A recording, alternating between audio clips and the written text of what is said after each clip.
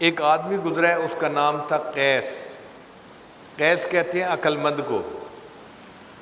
پورا نام کتابوں میں لکھا ہے قیس ابن ملو ابن مزاحم، یہ اس کا پورا نام تھا۔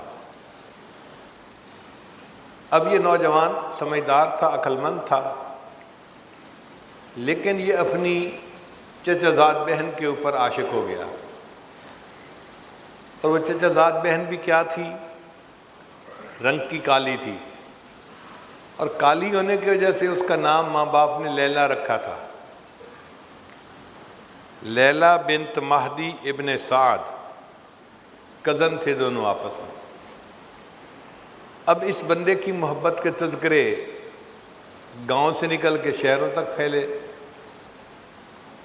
تو ایک مرتبہ باپ نے کہا کہ قیس، تیری بدنامی کی وجہ سے مجھے بہت ذلت اٹھانی پڑتی ہے، تو کیا ایک لڑکی کے پیچھے لگ گیا ہے اور تو نے خاندان کی عزت کو دھبا لگا دیا، چل میرے ساتھ حرم میں اور چل کے اس محبت سے توبہ کر۔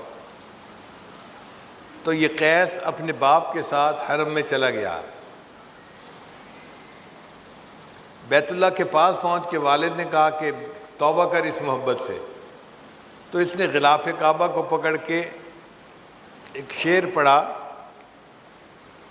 الہی تبت من کل المعاصی، الہی تبت من کل المعاصی ولکن حب لیلا لا اتوب، اے اللہ ہر گناہ سے میں توبہ کرتا ہوں، لیلا کی محبت سے توبہ نہیں کرتا۔ اب جب اس نے یہ الفاظ کہے تو اس کے والد نے غصے سے اس کی طرف دیکھا، یہ کیا بدتمیزی ہے، میں لے کے آیا ہوں کہ توبہ کر اور یہ کہتا ہے کہ ولیکن حب لیلا لا اتوب۔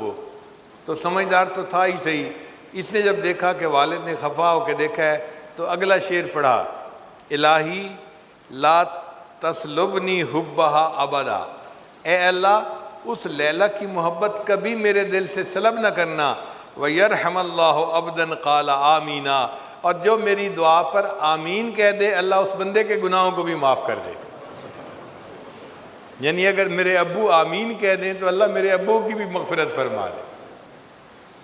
تو یہ ایسا پاگل تھا اپنی اس محبت میں۔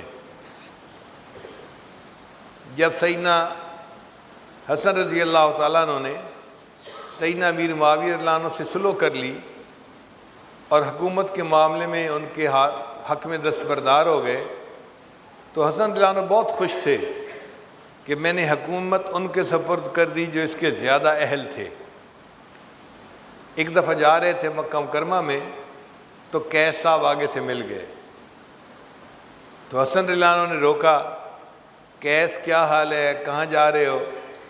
دیکھو میں نے کتنا اچھا کیا، حکومت دن کو سجتی تھی، میں نے حکومت ان کے حوالے کر دی اور خود میں ایک طرف ہو گیا ہوں۔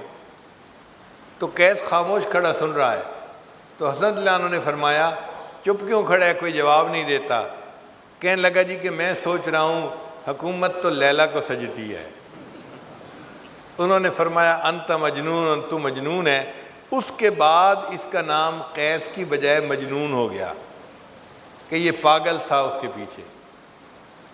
اگر مخلوق کی محبت انسان کو ایسا پاگل کر دیتی ہے تو اللہ کی محبت تو پھر انسان کو پتہ نہیں کس کیفیت پہ پہنچاتی ہوگی۔ مجنون جب فوت ہوا تو کسی کو خواب میں نظر آیا، اس نے مجنون آگے کیا بنی؟ کہنے لگا کہ اللہ نے میری مغفرت فرما دی اور مجھے فرمایا کہ میں نے تجھے نمونے کے طور پہ رکھ لیا ہے، میں قیامت کے دن اپنے سے محبت کرنے والوں کو تیرا نمونہ پیش کروں گا کہ دیکھو اگر مخلوق کی محبت میں یہ بندہ اتنا پاگل ہو سکتا ہے، اے میرے بندوں کلمہ پڑھنے والوں تم نے مجھ سے محبت کیوں نہ ایسی کی۔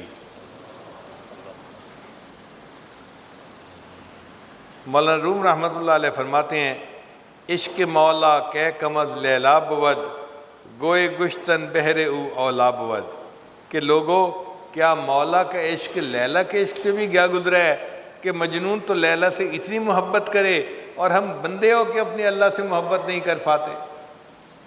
ایک حاکم میں وقت تھا، اس نے لیلا مجنون کی باتیں سنی تو اس کو خیال آیا کہ پتہ نہیں یہ لیلا کتنی حور پری ہوگی کہ مجنوں اس کے پیچھے اتنا دیوانہ بنا ہے۔ اس نے پولیس کو کہا کہ لیلا کو میرے سامنے لاؤ، میں دیکھو تو صحیح۔ اب جب لیلا آئی تو وہ تو ایک عام سی لڑکی تھی کالے رنگ کی، تو بادشاہ نے اسے کہا از دیگر خوباں تو افزوں نیستی، اے لیلا دوسری خوبصورت عورتوں سے کوئی بڑھ کر تو حسین نہیں ہے، گفت خامش چوں تو مجنوں نیستی۔ اس نے جواب دیا خاموش رہو، اس لیے کہ تیرے پاس مجنوں کی آنکھ نہیں ہے، اگر تو مجنوں کی آنکھ سے مجھے دیکھتا تو دنیا میں مجھ سے زیادہ خوبصورت تجھے کوئی نظر نہ آتا۔ اللہ بھی ہمیں ایسی آنکھ عطا فرما دے کہ جو ہم اپنے خالق اور مالک کو ایسی محبت کی نظر سے دیکھیں کہ وہ ہمارا محبوب حقیقی بن جائے۔